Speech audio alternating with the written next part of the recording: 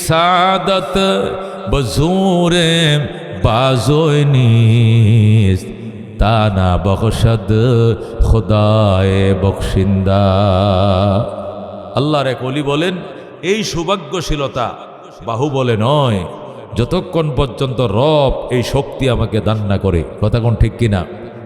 আজকে আল্লাহর এই ওলিদের সামনে এসে বিদগ্ধ উলামায়ে কেরাম, আল্লামা মরহুম মাগফুর শেখুল আরব ওয়াল আজম আল্লামা আব্দুল হাফিজ মক্কি সাহেব রহমতুল্লাহ আলাইহির সুযোগ্য খলিফা, আপনাদের আলিপুরের সন্তান, নরসিংদী সদরের সন্তান আব্দুল্লাহ এল মাসউদ আল মক্কি দামাত বরকাতুল আলিয়া, আজকে যে বাগান এখানে সাজাইছেন, আসো ভাই, বাগান থেকে সোদা নাও, মধু গ্রহণ করো, সুবাস নিয়ে যাও, তোমার সুগন্ধি দিয়ে যাও, এখান থেকে সুগন্ধি তুমি নিয়ে যাও। এ আলো যেদিন আলোকিত হবে সমাজ, সেদিন বুঝবে যে কি বানিয়েছিল, কি তৈরি করেছিল আব্দুল্লাহ মাসউদ সাহেব এখানে। মেরে ভাই ও দোস্ত বুজুর্গ, এই মানুষটা আপনাদের এলাকার সন্তান ঠিক, কিন্তু এই মানুষটার উপরে এমন মানুষের নজর পড়েছে, যার নজর কাবা, মক্কা এবং মদিনার বহু মাশায়েখদের পড়েছে, যেরকম সুবহানাল্লাহ। এই জন্য মেরে ভাই ও দোস্ত বুজুর্গ, আল্লাহ তাআলা হযরতে সাহাবায়ে কেরামকে যেখানে নবীর সহবতে রেখে আল্লাহ তাআলা বড় বানিয়েছিলেন, আব্দুল আজ মক্কি সাহেব রহমতুল্লাহ ঠিক সেখানে থেকেই তিনি বড় হয়েছেন।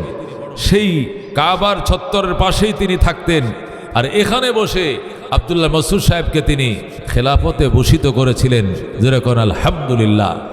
আজকে সেই আপনাদেরই আদরের সন্তান, গর্বের সন্তান, আলিপুরের সন্তান মুফতি সাহেব মুদ্দাজিলুল আলী আপনাদের এখানে জায়গা কিনে সময় না নিয়ে সাথে সাথে কাজ ধরছেন।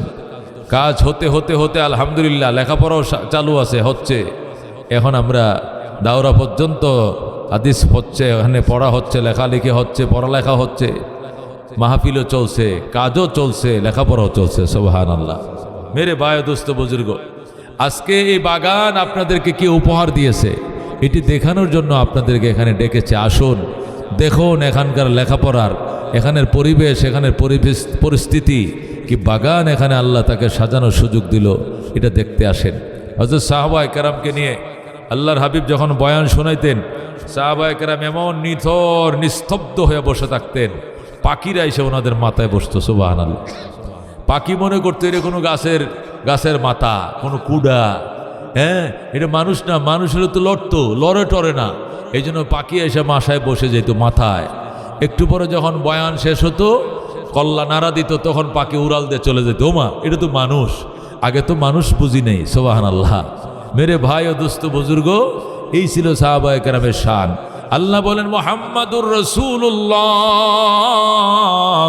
ওয়াল্লাযীনা মাআহু আশিদ্দাউ আলাল কুফফার। আমার বন্ধু মুহাম্মাদুর রাসূলুল্লাহ সাল্লাল্লাহু আলাইহি সাল্লাম এবং তার সাথীরা যারা 23 বছর তার সহবত লাভ করেছেন। নবী হওয়ার পর 13 বছর ছিলেন মক্কায়, 10 বছর ছিলেন মদিনায়। এই 23 বছর জীবনে তার সহবতে যারা ধন্য হয়েছে, তাদের প্রশংসা করে আল্লাহ বলতেছেন, আশিদ্দাউ আলাল কুফফার। আমার বন্ধুর সাহাবীরা কাফেরদের বিরুদ্ধে আপোষহীন, কাফেরদের বিরুদ্ধে প্রচণ্ড বিদ্রোহ। তাদের সাথে আপোষ কারে কয় তারা বুঝে না, আপোষ কারে কয় জানে না। দুনিয়াতে নেতা নেত্রী যত আছে, কেউ চীনের সাথে আপোষ করে, কেউ ইন্ডিয়ার সাথে আপোষ করে, কেউ আমেরিকার সাথে আপোষ করে, কেউ রাশিয়ার সাথে আপোষ করে, কিন্তু আল্লাহ নবী সাহাবায়ে কেরাম আসমানের মালিকের সাথে আপোষ করতেন। যেরকম সুবহানাল্লাহ। আল্লাহ বলেন, মুহাম্মাদুর রাসূলুল্লাহ, আমার বন্ধু মুহাম্মাদুর রাসূলুল্লাহ সাল্লাল্লাহু আলাইহি সাল্লাম এবং তার সাথী যারা, ওনারা কাফেরদের বিরুদ্ধে ছিল প্রচণ্ড বিদ্রোহ। রুহামা ও বাইনাহুম, নিজেদের বেলায় ছিল একে অপরের প্রতি অত্যন্ত সহমর্মশীল। নিজে না খায়া নিজের বন্ধুরে খাওয়াইতো, নিজে না ফিন্দে নিজের বন্ধুকে ফিন্দাইতো। নিজের পেটে খোদায় জ্বালায় শেষ, এরপরও নিজের বাইরে খাওয়াইতো, তৃষ্ণায় কাতর, তারপরও তারা পানি পান করতেন না। যুদ্ধর ময়দান থেকে ফেরার টাইমে পানি পানি করে সাহাবায়ে কেরাম চিৎকার মারতেছিলেন। পাশের এক বাড়ির থেকে এক মগ পানি নিয়ে আসলো একজন। এক মগ পানি যখন কমান্ডারের কাছে নিয়ে আসছে, কমান্ডার কয় আমার ভাইকে দাও। ভাই বলে আমার ভাইকে দাও। উনি বলে আমার ভাইকে দাও। এ ভাই ভাই বলতে বলতে বলতে বলতে 1 নম্বরের গেলের 40 নম্বর সিরিয়ারে চলে গেছে। আর 1 নম্বর থেকে মৃত্যুর মিছিল 40-এ গেছে। সবাই শহীদ হয়ে গেছে, একজনও পানি পান করে নাই। আল্লাহু আকবার। কি ছিল তাদের সাহাবায়ে কেরামের প্রতি সহমর্মিতা, কি ছিল ইমানদারদের প্রতি দয়া মায়া। আল্লাহ তাআলা তখন আয়াত নাজিল করে বললেন ওয়ায়ুসিরুনা আলা আনফুসিহিম ওয়ালাউ কানা বিহিম খাসাসা ওয়ায়ুসিরুনা আলা আনফুসিহিম। আমার বন্ধুর সাহাবীরা সব সময় নিজেদের উপরে তার ভাই বন্ধুদেরকে প্রাধান্য দিত। ওয়ালাউ কানা বিহিম খাসাসা, যদিও বা তাদের ভিতরে থাকতো দুর্দশা, নিজের দুর্দশার দিকে না তাকায় নিজের ভাইয়ের দুর্দশার দিকে তাকাইছে। কথা ঠিক কিনা? मेरे भाई दोस्तों बुजुर्गों, हजरत साहबाए कराम আল্লাহ নবী সাল্লাল্লাহু আলাইহি সাল্লাম মক্কায়, সাহাবায়ে কেরাম মক্কায়, নবীজি মদিনায়, সাহাবীরা মদিনায়, নবীজি জিহাদে, সাহাবীরাও জিহাদে, নবীজি হজে, সাহাবীরাও হজে, নবীজির পেটে পাথর, সাহাবীদের পেটে পাথর, নবী রোজা রাখে, সাহাবীরাও রোজা রাখে, নবী অস্ত্র ধরছে, সাহাবীরাও অস্ত্র ধরছে, নবীও নামাজে, সাহাবীরাও নামাজে, নবী রোজাতে তারাও রোজাতে, নবী সফরে তারাও সফরে, নবী নামাজে তারাও নামাজে। জোরে করে আল্লাহু আকবার। আল্লাহ নবী দীর্ঘ 23 বছর পর্যন্ত মেহনত করে যে কাফেলাটাকে সাজাইছিলেন, এদেরকে বলা হয়তো আসহাব মুহাম্মাদিন সাল্লাল্লাহু আলাইহি সাল্লাম। নবীজির কলিজার টুকরা সাহাবিয়ারা, আল্লাহ কো মুহাম্মাদুর রাসূলুল্লাহ, আমার দোস্ত মুহাম্মাদুর রাসূলুল্লাহ, ওয়াল্লাযীনা মাহু, এদের সাথে যারা আছে, আশিদ্দাউ আলাল কুফার, এরা কাফেরদের সাথে কোনো দিন হাত মেলায় নাই, প্রচণ্ড বিদ্রোহ।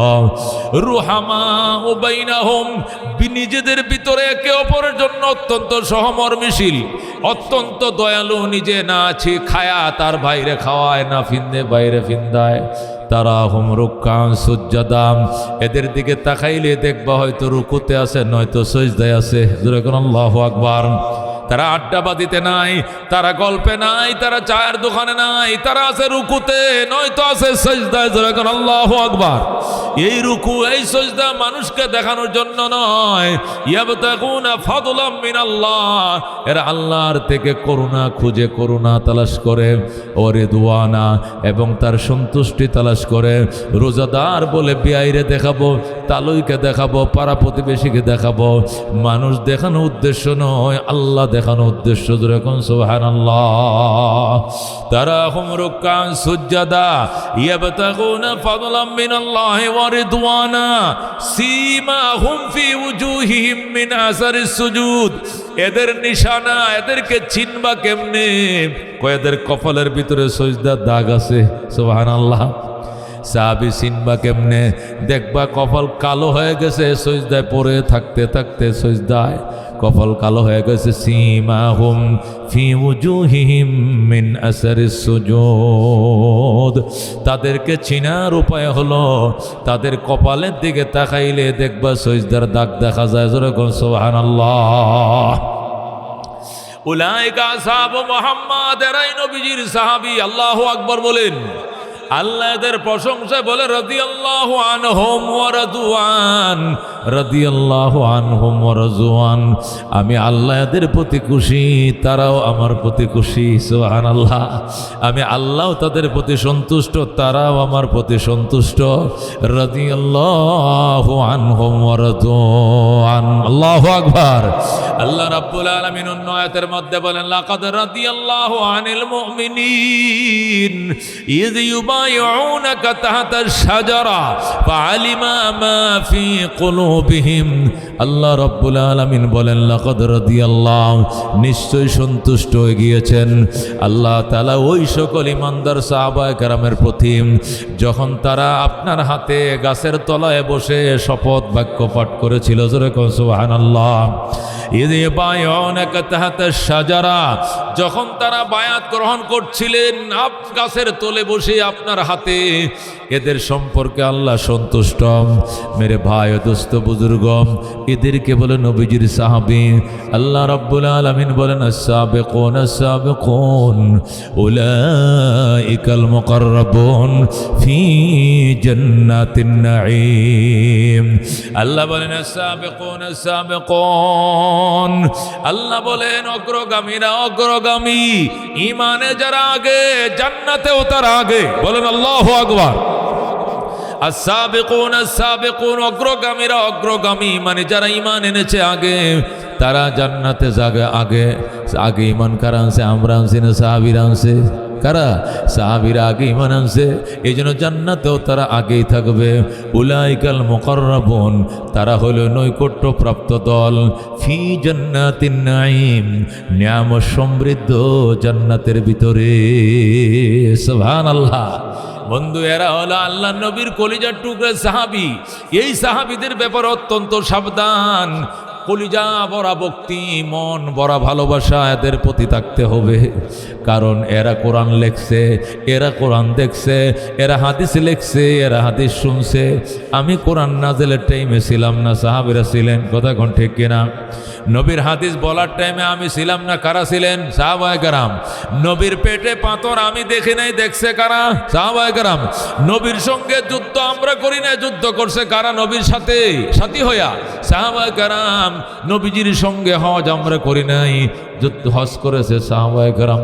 নবীজির সঙ্গে রোজা আমরা রাখি নাই, রেখেছেন সাহাবায়ে কেরাম। আল্লাহ নবী বলছেন সল্লু কামা রাআইতুমুনি উসাল্লি, নামাজ এইভাবে পড়ো যেভাবে আমি নবীকে নামাজ পড়তে দেখো। নবীকে নামাজ পড়তে আমি দেখছি না, সাহাবীরা দেখছে। কারা দেখছে? সাহাবায়ে কেরাম। এই জন্য আল্লাহ নবী ডাক দিয়ে আল্লাহ আল্লাহ ফি আসহাবি লা তাত্তাখিযুহুম গরাদাম মিন বাদি। আল্লাহ আল্লাহ ফি আসহাবি, নবী বলেন আল্লাহর দোহাই, আল্লাহর দোহাই, ও উম্মতরা ফি আসহাবি, আমার সাহাবীদের ব্যাপারে অত্যন্ত সাবধান থাকবা। লা তাত্তাখিযুহুম গরাদাম মিন বাদি, আমার ইন্তেকালের পরে আমার সাহাবীদের সমালোচনা করবা না, ওদেরকে টার্গেট বানাইবা না। ফামান আহাব্বাহুম ফাবিহুব্বি আহাব্বাহুম, এদেরকে যারা ভালোবাসবে আমি নবীকে ভালোবাসো বলেই ভালোবাসবে। ওমান আবগাযাহুম ফাবিবুগযি আবগাযাহুম, এদের সাথে যারা বিদ্বেষ রাখবে আমি নবীর সাথে বিদ্বেষ এই জন্য বিদ্বেষ রাখবে। জোরে কোন নাউযুবিল্লাহ। আল্লাহ রাব্বি সাল্লাল্লাহু আলাইহি সাল্লাম বলেন ক্বালা রাসূলুল্লাহ সাল্লাল্লাহু আলাইহি ওয়াসাল্লাম খায়রুল কুরুনি করনি সুম্মাল্লাযীনা ইয়ালুনাহুম সুম্মাল্লাযীনা ইয়ালুনাহুম। জুমার দিনের খুতবা এই হাদিসগুলো আপনারা শুনেন কি না? আজকে হাদিসগুলোর অর্থ শুনেন। আল্লাহ আল্লাহ ফি আসহাবি লা তাত্তাখিযুহুম গরাদাম মিন বাদি ফামান আহাব্বাহুম ফাবিহুব্বি আহাব্বাহুম ওয়া মান আবগাযাহুম ফাবিবুগযি আবগাযাহুম। খায়রুল কুরুনি করনি, শ্রেষ্ঠ যুগ আমি নবীর যুগ, সাহাবায়ে কেরামের যুগ। বলেন আল্লাহু আকবার। নবী বলেন সাহাবায়ে কেরামের যুগ এটা শ্রেষ্ঠ যুগ। সুম্মাল্লাযীনা ইয়ালুনাহুম, অতঃপর তাদের সাথে যে যুগটা মিলছে মানে তাবেঈনদের যুগ। সুম্মাল্লাযীনা ইয়ালুনাহুম, এরপরে তাদের সঙ্গে যে যুগ মিলছে তাবেঈনের যুগ, সাহাবীদের যুগ, তাবেঈনের যুগ, তাবেঈনের যুগ। এই তিনটা যুগকে শ্রেষ্ঠ যুগ বলা হয়েছে।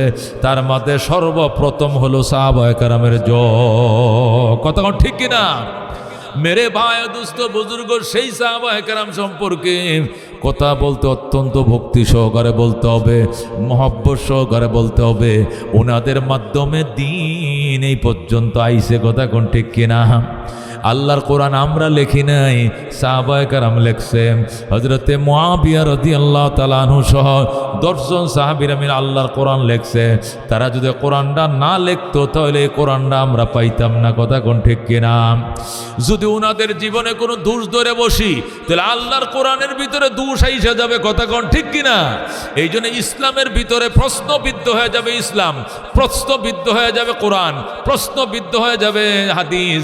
যদি সাহাবীদেরকে প্রশ্নবিদ্ধ করো এই জন্য খবরদার, আল্লাহ নবী সাল্লাল্লাহু আলাইহি সাল্লামকে আল্লাহ রাব্বুল আলামিন পরিষ্কার বলে দিয়েছে, বন্ধু ওয়ামাই ইউশাকিকির রাসূলা মিন বাদি মা তাবায়্যানা লাহুল হুদা ওয়া ইয়াত্তাবি গায়রা সাবিলিল মুমিনিন নুওয়াল্লিহি মা তাওয়াল্লা ওয়া নুসলিহি জাহান্নাম ওয়া সাআত মাসীরা। আল্লাহু আকবার বলেন। আল্লাহ বলেন ওয়ামাই ইউশাকিকির রাসূলা, যে ব্যক্তি রাসূলের বিরুদ্ধাচরণ করবে, রাসূলের বিরুদ্ধাচরণ, ওমাই ইউশাকিকির রাসূল মানে ওমাই ইউখালিফির রাসূলা, যে ব্যক্তি রাসূলের খেলাফ করবে, বিরোধিতা করবে, ওয়াত্তাবি গায়রা সাবিলিল মুমিনিন, এবং সাহাবায়ে কেরামের পথের বিপরীত পথের অনুসরণ করবে। সাহাবীরা যে পথে ডাকে ওই পথে তারা রাজি না, তারা নিজেরা আলাদা পথ বানাইছে। আল্লাহ কয় নুয়াল্লিহি মা তাওয়াল্লা, যেদিক যাইতে মন চায় তোমার যাইতে দিব, যেদিক ফিরতে মন চায় তোমাকে ফিরতে দিব, তবে মনে রাখো ওয়া নুসলিহি জাহান্নাম, তোমাকে দগ্ধ করব জাহান্নামের আগুনে। জোরে কর নাউযুবিল্লাহ। সিনোনি জাহান্নাম ওয়াসাআত মাসীরা, জাহান্নাম অত্যন্ত নিকৃষ্টতম প্রত্যাবর্তনের জায়গা, এখানে যাইলে রেহাই নাই, বাঁচবা না, উপায় থাকবে না। মেরে ভাই ও দুস্থ বুজুর্গ, হযরতে সাহাবায়ে কেরাম কি মনে করছেন? এক একটা সাহাবী আল্লাহর হাবিব সাল্লাল্লাহু আলাইহি সাল্লামের, এক একটা সাহাবী নবী বা সাহাবী কান্নুজুম, আমার প্রত্যেকটা সাহাবী আকাশের নক্ষত্রের মতো। আল্লাহু আকবার। ফাবিআইয়িহিম ইকতাদাইতুম ইহতাদাইতুম, যে কোনো একটা আদনা সাহাবীর অনুসরণ করবা, হেদায়েতের গ্যারান্টি পাওয়া যাইবা। সুবহানাল্লাহ। কেমন সাহাবী! তামাম দুনিয়ার সলফ আর খলফ একত্রিত হয়ে তারা বলছেন আস-সাহাবাতু কুল্লুহুম উদুল, আস-সাহাবাতু কুল্লুহুম উদুল। সমস্ত আকীদার ইমামরা বলেছেন নবীজির প্রত্যেকটা সাহাবায়ে কেরাম সত্যের মাপকাঠি। সুবহানাল্লাহ। প্রত্যেকটা সাহাবী সত্যের মাপকাঠি।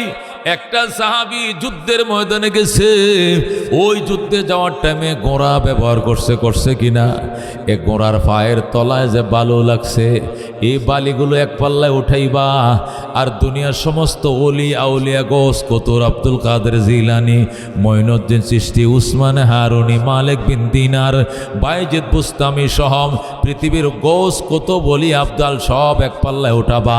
আর সাহাবীরা যে ঘোড়া ব্যবহার করছে যুদ্ধে, ঘোড়ার তলের এক মুঠ বালি এক পাল্লায় উঠাইবা। সাহাবীদের ঘোড়ার পায়ের তলার বালির ওজন আল্লাহর দরবারে বেশি হবে। যেরকম আল্লাহু আকবার। একে বলে সাহাবায়ে কেরাম, একে বলে সাহাবায়ে কেরাম। আল্লাহর হাবিব সাল্লাল্লাহু আলাইহি সাল্লাম বলেছেন ওয়াল্লাযী নাফসু মুহাম্মাদিন বিয়াদি, ওয়াল্লাযী নাফসু মুহাম্মাদিন বিয়াদি, ওই আল্লাহর কসম যার হাতে আমি মুহাম্মাদের জীবন, আমি কসম খায়া বলছি লাউ আনফাকা আহাদুকুম মিসলা উহুদিন যাহাবা মা আদরাকা মুদ্দা আহাদিহিম ওয়ালা নাসিফা। বলেন আল্লাহু আকবার। সাহাবায়ে কেরাম সম্পর্কে শত শত আয়াত বলতে পারবো, শত শত হাদিস বলতে পারবো, রাতের পর রাত কেটে যাবে, আমার বলা শেষ হবে না বাজান। এতগুলো জেহেনের ভিতরে আছে।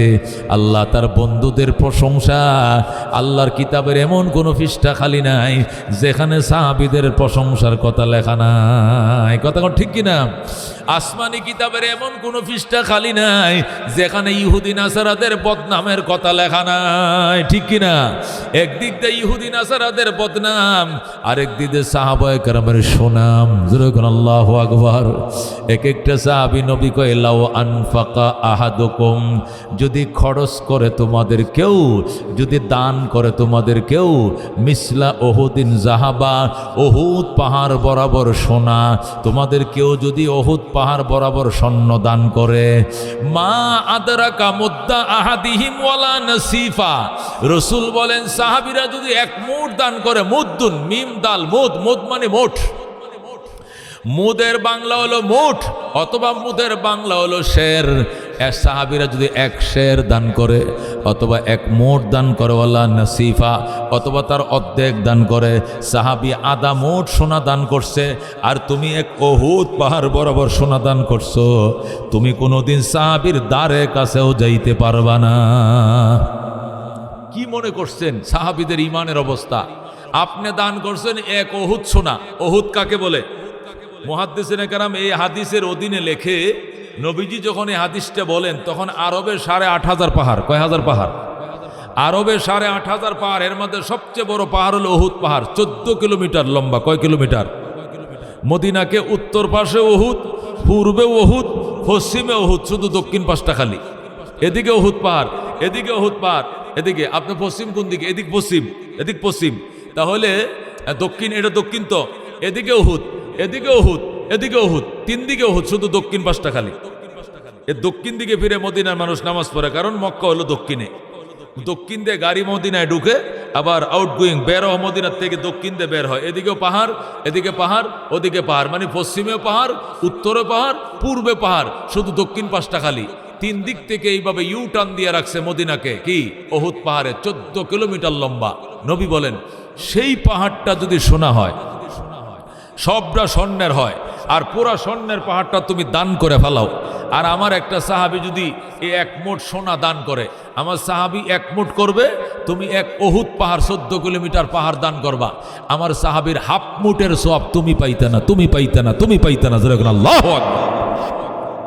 মেরে ভাই ও দোস্ত বুজুর্গ, এবার আন্দাজ করো সাহাবি কাকে বলে, ওদের ইমানের পরিস্থিতিটা কি, ইমানের পরিস্থিতিরা কত বড় হলে তাদের আমলকে আল্লাহর দরবারে এত মূল্যায়ন করা হচ্ছে।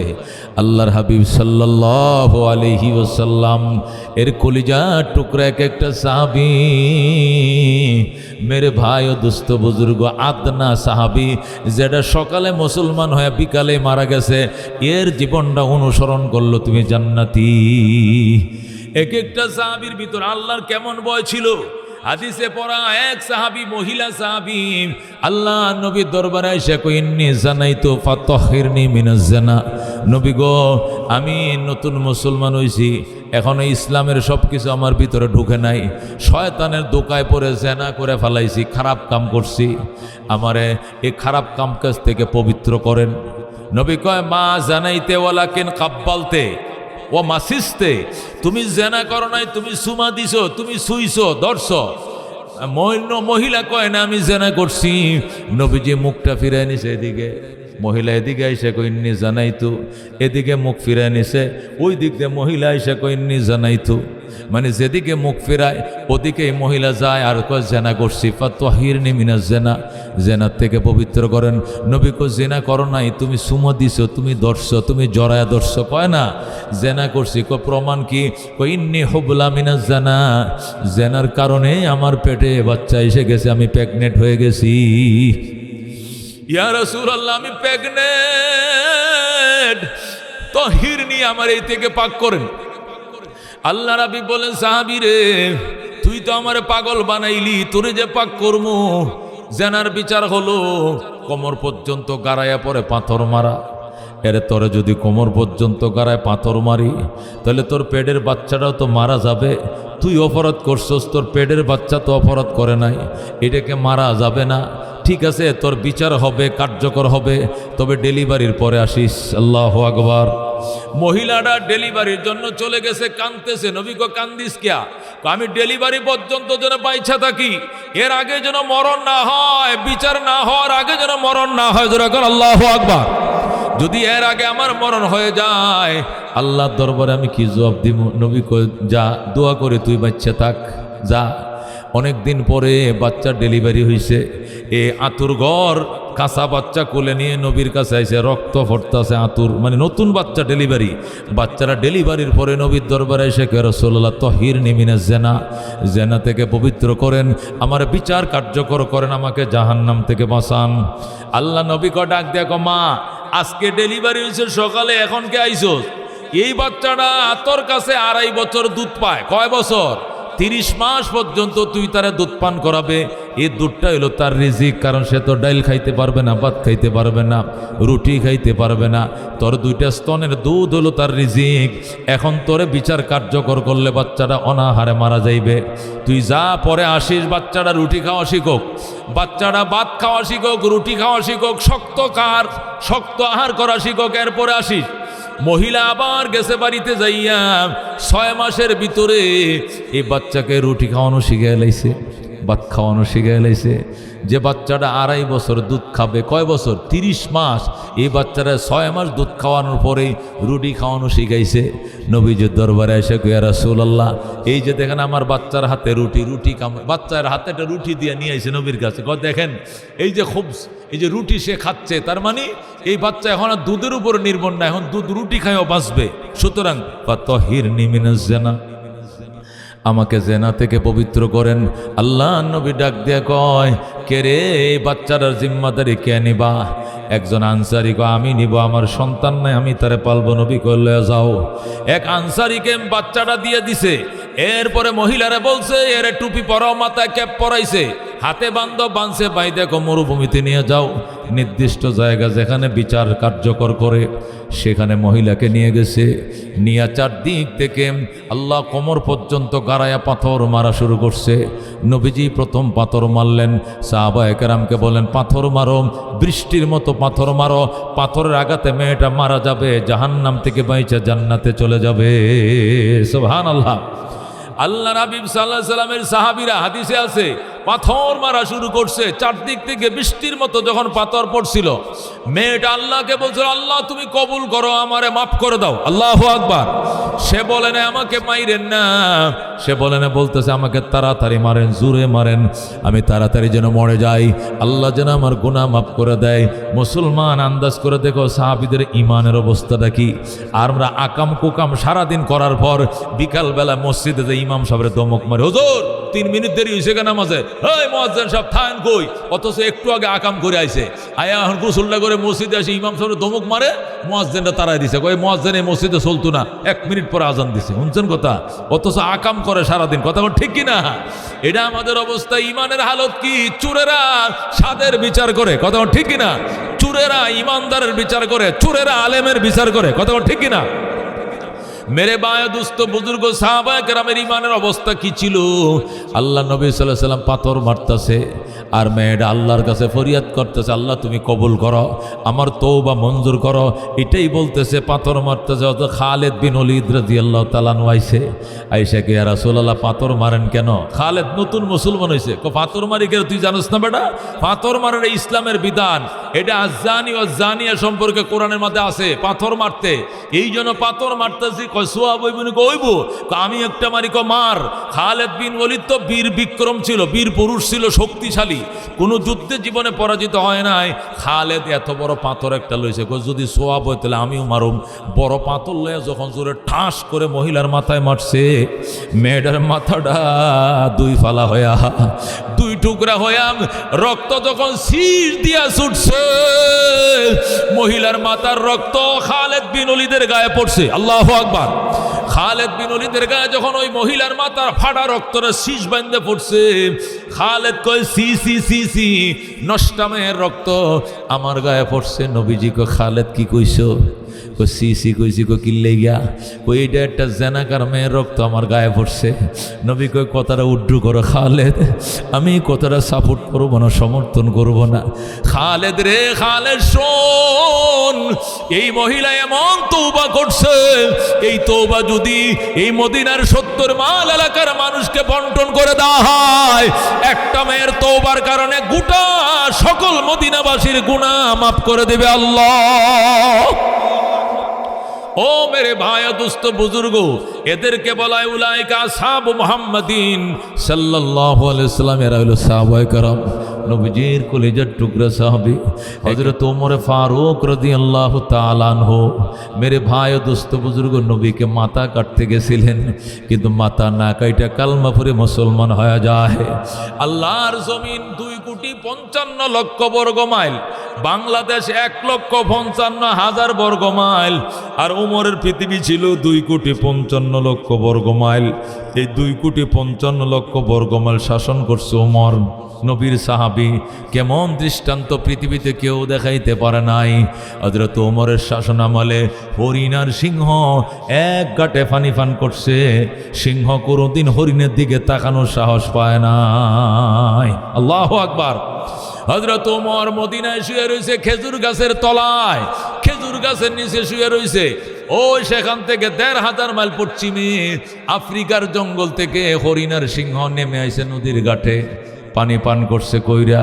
সিংহ এদিকে যায়, হরিণ এদিকে যায়।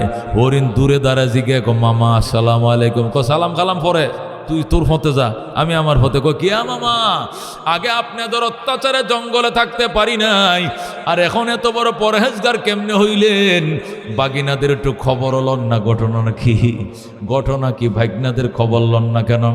সিংহ ডাক দেখ হরিণ রে বাগিনা, হযরত ওমরের শাসন চলছে, খবর লওয়ার সময় নাই। আল্লাহু আকবার।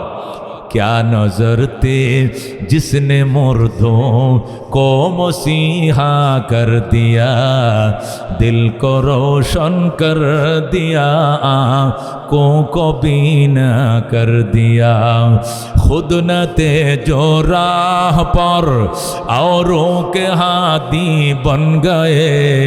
क्या नजर थी जिसने मुर्दों को मसीहा कर दिया, दिल को रोशन कर दिया, आँखों को बीना कर दिया। ज़रा गन मरहबा। दुर्फेशानी ने तेरी कतरों को दरिया कर दिया, दिल को रोशन कर दिया, आँखों को बीना कर दिया। एक एक साहाबीर आदर्शेर कथा शुनले ईमान जेगे जाए। আল্লাহু আকবার। হযরত সাহাবায়ে কেরামের কি পলিসি ছিল, কোরআন সুন্নাহর পলিসি। হযরত ওমর যখন রোম দখল করলেন, পারস্য নিয়ন্ত্রণে আনলেন, ইয়েমেনও নিয়ন্ত্রণ আনলেন, পৃথিবীর তিনটা পরাশক্তি নবীজির নিয়ন্ত্রণে আসবে। এটা খন্দকের যুদ্ধে আল্লাহ রাব্বুল আলামিন পাথর ভাঙ্গার মাধ্যমে নবীকে দেখাইছিলেন। কথা কোন ঠিক কিনা? 3টে পাথর ভেঙেছিল, 3টে দেশ বিজয়ের সুসংবাদ লাভ করছিলেন। নবীজির ইন্তেকালের পরে উমরের জামানায় 3টা দেশ নিয়ন্ত্রণে এসে যায়। রোমও নিয়ন্ত্রণে আসছে, পারস্য আসছে, ইয়েমেনে আসছে। আল্লাহু আকবার। ইয়েমেন তো নবীর জীবনে আসছে, পারস্য আসে নাই, রোমের একটা অংশ আইছিল, কিন্তু ওমরের জামানায় পুরোটা এসে গেছে। হযরত ওমরের জামানায় শুধু বাকি ছিল জেরুজালেম, মানে বর্তমান ফিলিস্তিন যে এলাকাটা, ইসরায়েল এলাকাটা, এটা শুধু বাকি ছিল। আর অর্ধেকটা দুনিয়া তার নিয়ন্ত্রণে চলে এসেছিল। হযরত ওমর চিঠি লিখছেন জেরুজালেম কর্তৃপক্ষের কাছে, ও জেরুজালেমের ইহুদিরা, আমি খলিফাতুল মুসলিমিন আমিরুল মুমিনিন ওমর ইবনুল খাত্তাব বলছি, চিঠি পাওয়া মাত্রই জেরুজালেমের চাবিকাঠি, কাগজপত্র, বাউসার মিউটেশন সহ, খারিজনামা সহ কাগজপত্র সব ওমরের কাছে পৌঁছায়া দাও, নতুবা যুদ্ধ হবে, রেহাই নাই। আল্লাহু আকবার।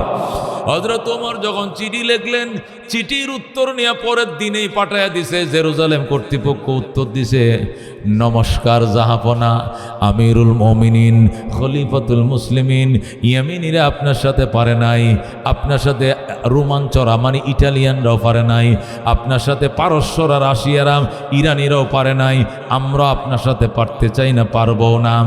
আপনার কাছে আমাদের আবেদন, আপনি জেরুজালেম আসেন, ভিজিট করে যান, জেরুজালেমটা দেখে যান, ঘুরে যান। আপনি কোন শক্তি দিয়ে অর্ধেকটা দুনিয়া চালান, আমরা একটু দেখতে চাই, আদর্শটা দেখতে চাই, শিখতে চাই, আর কিছু চাই না। আপনি আসেন, নিরস্ত্র হয়ে আসেন, আপনার বিরুদ্ধে কোনো যুদ্ধ নয়, দ্বন্দ্ব নয় আমাদের। হযরত ওমর চিঠি পায় আর রওনা করছে, যাবে জেরুজালেম। গোলাম রে বলছে, গোলাম উট রেডি করো। গোলাম উট রেডি করছে, লাগাম লাগাও লাগাইছি, গদি লাগাও লাগাইছি। হযরত ওমর উটের পিঠের উপরে উঠে বসছে, আর গোলাম রশি ধরে টানে। উট কিন্তু টানতে হয় না, তো যায় না, রশি ধরে গোলামে টানে। ওমর বৈশা রইছে, ওমর বৈশে বৈশে আল্লাহর কোরআন পড়তেছে, আল্লাহর কাছে সাহায্য চাইতেছে। আল্লাহ, এমন একটা আদর্শ দেখাও যেটা দেখা মাত্র ইহুদির বাচ্চারা সিলিন্ডার করে কালমা পড়ে মুসলমান হয়ে যায়। আল্লাহু আকবার। হযরত ওমর উটের পিঠের উপরে বইছে, 3 মাইল গেছে উট। 3 মাইল যাওয়ার পর ওমর গোলাম রে ডাক দেখো, গোলাম দাঁড়া। গোলাম দাঁড়াইছে, কয় আমি নাইমি, তুই উঠ। আল্লাহু আকবার। হযরত ওমর উটের পিঠ থেকে নামছে, নাইমে লেগাম ধরে কয়, এখন অর্ধেক জাহানের বাদশা লেগাম ধরে টানবে, আর গোলাম এখন উটের পিঠে বসে থাকবে। জোরে কোন সুবহানাল্লাহ। মেরে ভাই ও দুস্থ বুজুর্গ, আদর্শ কাকে বলে, কত প্রকার, কি কি উদাহরণ সহকারে শিখাইছে সাহাবায়ে কেরাম। কথা কোন ঠিক কিনা? আল্লাহ নবী সাল্লাল্লাহু আলাইহি সাল্লামের কলিজার টুকরা সাহাবীরা, ও মেরে ভাই ও দোস্ত বুজুর্গ কেমন ছিলেন শুনলে সারা রাত বলতে পারবো, শেষ হবে না। হযরত ওমর রাদিয়াল্লাহু তাআলা আনহু যখন গোরাত থেকে নামছে, নাইমে গোলামরে উঠতে কইছে, গোলামকে আমি উঠবো না। কয় কি লেগে? আমার উপরে ঠাড়া ভরবো। ও ঠাড়া ভরতো কি লেখা? আপনি অর্ধেক জাহানের বাদশাহ আর আমি হইলাম গোলামের ভূত গোলাম। আপনি রশি টানবেন, আমি বইসা থাকবো, আসমান ভাঙ্গা পড়বো আমার মাথায়। ওমর কত কথা নাই, জলদি ওঠ। গোলাম উঠছে, উইটা গলা ইলাহা ইল্লা আনতা সুবহানাকা ইন্নী কুনতু মিনাজ জালিমিন। ওমর কয় তুই দোয়া ইউনুস ফরজ কি লেগা? মুসিবত কোথ থেকে আইলো? কয় দোয়া ইউনুস পড়ি মুসিবত থেকে বাঁচার জন্য। কি মুসিবত? ঠাড়া ভরবো। আমি গোলাম বইছি, ওমর রশি ধরে টানে। ওমর ডাক দেখো, বাজান তোমার কবরে তুমি যাইবা, আমার কবরে আমি যাব। আমার কবরে তুমি যাইবা না, তোমার কবরেও আমি যাইব না। রব্বুল আলামিন হাশরের ময়দানে যদি জিজ্ঞাসা করো, ওমর অর্ধেক জাহানের বাদশা আমি আল্লাহ নিজে বানাইছিলাম, তুমি হও নাই। আমি তোমার অর্ধেক জাহানের বাদশা বানাইছিলাম কেমন করে? 1700 কিলোমিটার রাস্তা তুমি বইসা ছিলে আর গোলাম রেদে রশিদে টানাইছো। এত বড় জুলুম তুমি কেমনে করলা? এইভাবে যদি আমার চাপ প্রয়োগ করে আল্লাহর দরবারে ওমরের কোনো জবাব নাই। জীবনে না করিলাম বন্দিগি, গুনাহ করে কাটাইলাম জিন্দেগি, তোবা করে আবার তওবা ভাঙ্গিলাম, অবশেষে খাঁটি তওবা করিলাম, অবশেষে খাঁটি তওবা করিলাম। গোলাম উডের উপরে উঠে বইছে, ওমর রশি ধরে টানে যাইতেছে। গোলাম ওমরের সাথে কথা কয়, বস ঠিক আছে, এখানে তো কেউ চিনে না, আমনে কে আমি কে? আমনে গোলাম না আমি গোলাম, কেউ চিনে না রাস্তা। ঠিক আছে, আপনিও টানেন আমিও টানি, কিন্তু যখন আমরা জেরুজালেমের কিনারে পৌঁছে যাব, ফিলিস্তিন শহরে ঢুকবো, বাইতুল মুকাদ্দাসের সামনে চলে যাব, ওই টাইমে যদি আমার সিরিয়াল আসে তাহলে ঠিক আছে আমি টানবো। কিন্তু ওই টাইমে যদি আপনি ওমরের সিরিয়াল আসে, ওই টাইমে সিরিয়ালটা আমার দিয়ে দিয়েন। ওমর কয় কেন? আপনি যে অর্ধেক জাহানের বাদশা, এটা তো বোঝা যাইতো না। রশি টানলে মানুষ আপনারে গোলাম মনে করব, আমারে মনিব মনে করে সমস্ত মালাগুলো আমারে ফরাইব, আপনারে ফরাইতো না। আল্লাহু আকবার। ওমর কয় ফরাক মালা, এরপরেও তো বুঝবে ইসলামের সৌন্দর্য কত বিশাল। হযরত ওমর কয় আমি তো দোয়া করি শেষের সিরিয়ালটা যেন আমার নামে আসে। আল্লাহু আকবার। হযরত ওমর সিরিয়াল বদলায়, 3 মাইল নিজে টানে গোলামে বসে, পরের 3 মাইল গোলামে টানে ওমরে বসে। এইভাবে যাইতে যাইতে যাইতে যাইতে সর্বশেষ সিরিয়াল আসছে, ওমরে টানবে গোলামে বসবে। আল্লাহু আকবার বলেন। ও মেরে বায় দুস্থ বুজুর্গ, ওমর লেগাম ধরে টানতেছে, গোলাম বইসা রইছে।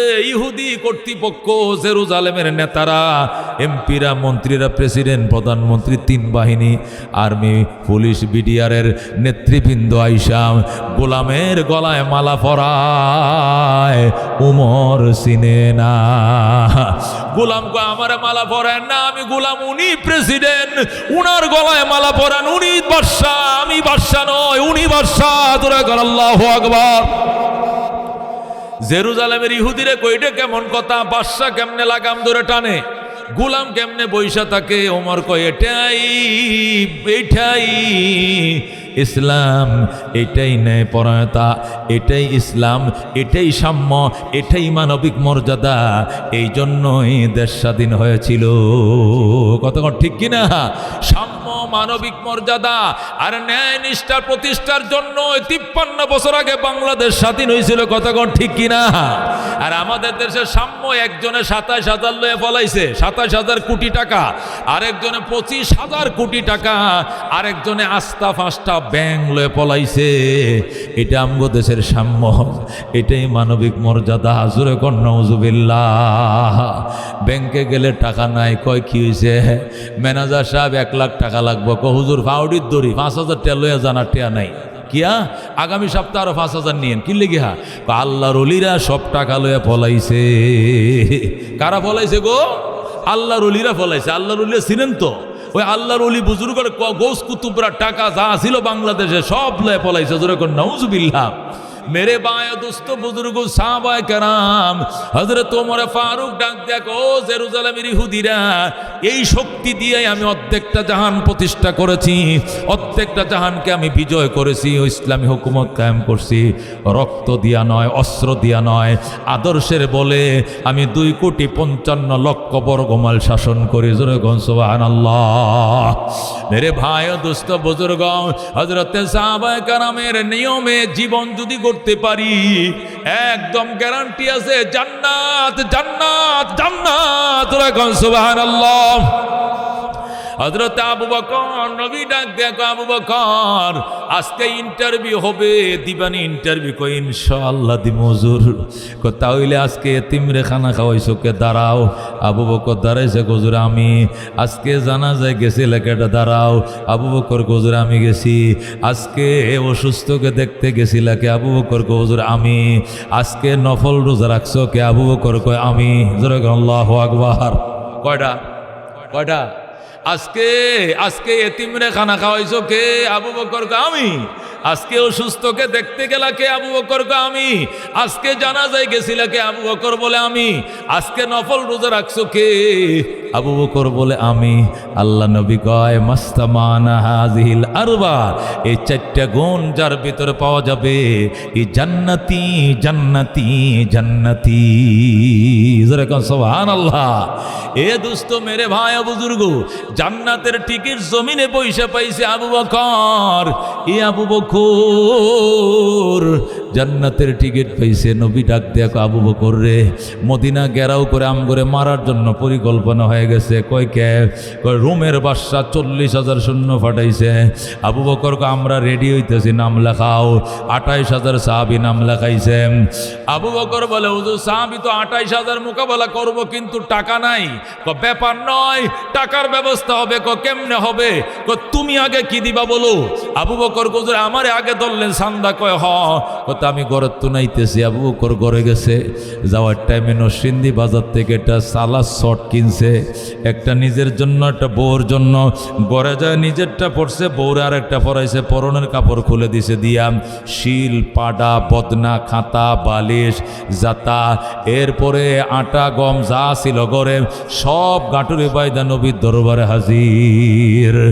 আল্লাহ রাবি বলে আবু বকর এই যুদ্ধ সফল করার জন্য কি আনছো? আবু বকর বলে হুজুর সব গাঁটুরি বাইদা নিয়ে আসছি।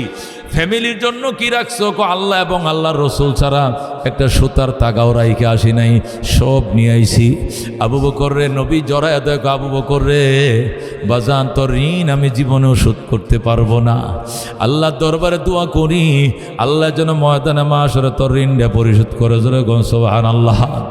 হযরত আবু বকরকে নবী চুমু খাইতেছে, আদর করতেছে। ওমর পাশে দাঁড়ায় কান্দে।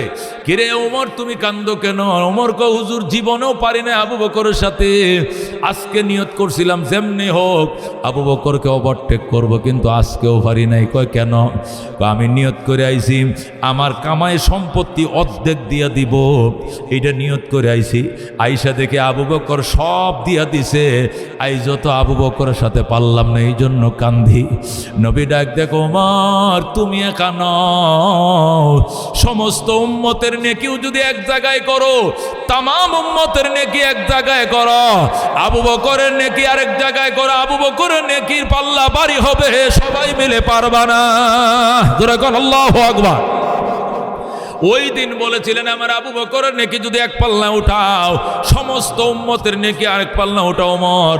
উম্মতের নেকির থেকে আবু বকরের নেকির পাল্লা ভারী হবে। জোরে বলেন আল্লাহু আকবার। এই আবু বকর মসজিদে নববীর কোণার মধ্যে বৈশা কান্দে। অন্য সাহাবীরা পাশে যায়, কো আবু বকর কি হয়েছে, আপনার কিচ্ছু হয় নাই, এত রাত্রে বৈশা কেন কান্দেন? ক মাওলার আযাবের ভয়ে কান্দি। জোরে বলেন আল্লাহু আকবার।